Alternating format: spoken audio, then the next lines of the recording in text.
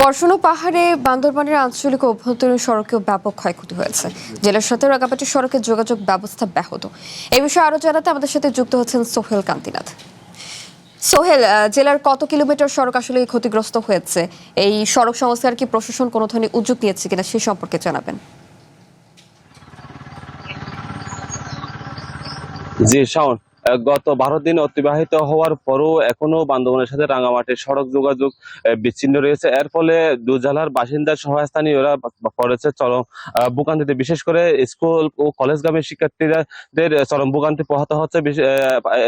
বিকল্প সড়ক হিসেবে ওই ব্রিজের পাশেই একটি বাসের সাঁকো দিয়ে ঝুঁকিপূর্ণভাবে যাতায়াত করতেছে বাসিন্দারা। আমি একটা বিষয় জানিয়ে রাখি, গত 11 জুলাই বান্দরবানে প্রবল বর্ষণ ও পাহাড়ি ঢলের কারণে বান্দরবান রাঙ্গামাটি সড়কের ব্রিজগাড়া এলাকা, রাঙ্গুনিয়ার ব্রিজগাড়া এলাকা একটি বেইলি ব্রিজের বিশাল একটা অ্যাপ্রোচ সড়ক আসলে পাহাড় ঢলের কারণে তলিয়ে যায়। এরপর থেকে যোগাযোগ বিচ্ছিন্ন হয়ে পড়ে বান্দরবানের সাথে রাঙ্গামাটির সড়ক যোগাযোগ ব্যবস্থা। ফলে দু জেলা বাসিন্দাদের পড়তে হয় চরম ভোগান্তিতে। আমরা কথা বলেছিলাম সড়ক ও জনপথ বিভাগের নির্বাহী প্রকৌশলী শাখাওয়াত হোসেনের সাথে। তিনি আমাদেরকে যেটি জানিয়েছেন, আসলে সড়ক বৃষ্টি ধসে যাওয়ার পর থেকে তারা আসলে সংস্কার কাজ শুরু করেছে। তবে তেমে তেমে বৃষ্টিপাত অব্যাহত থাকার কারণে তাদেরকে সংস্কারের জন্য কাজটি এগিয়ে যাওয়ার জন্য ব্যাগ পেতে হচ্ছে। শুধু এই সড়কটি নয়, বান্দরবানের যে 7 উপজেলা রয়েছে, 7 উপজেলার যেসব অভ্যন্তরীণ সড়ক রয়েছে সেগুলোতেও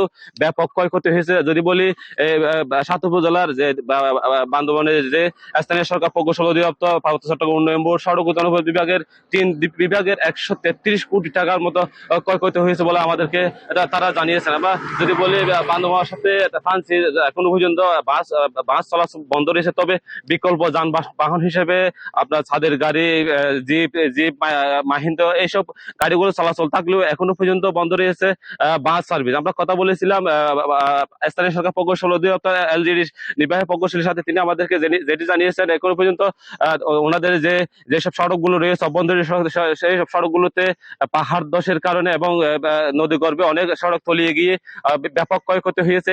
ইতিমধ্যে এইসব ক্ষতিগ্রস্ত সড়কগুলোর অ্যাসেসমেন্ট তারা তৈরি করতেছে, ক্ষতির তালিকাগুলো তৈরি করে তারা মন্ত্রণালয়ে পাঠানো হয়েছে।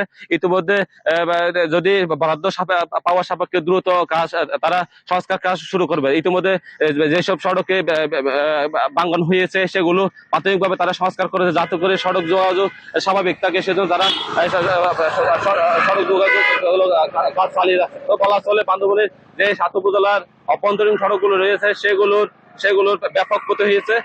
তো এই ক্ষতিগুলো পুষিয়ে নেওয়ার জন্য দ্রুত আসলে বরাদ্দ পাওয়ার সাপেক্ষে তারা কাজ চালিয়ে যাবে। তো এই ছিল আমার কাছে বান্দরবানের অভ্যন্তরীণ সড়কের যে ব্যাপক ক্ষয়ক্ষতি হয়েছে সেটার সর্বশেষ তথ্য। শাওন।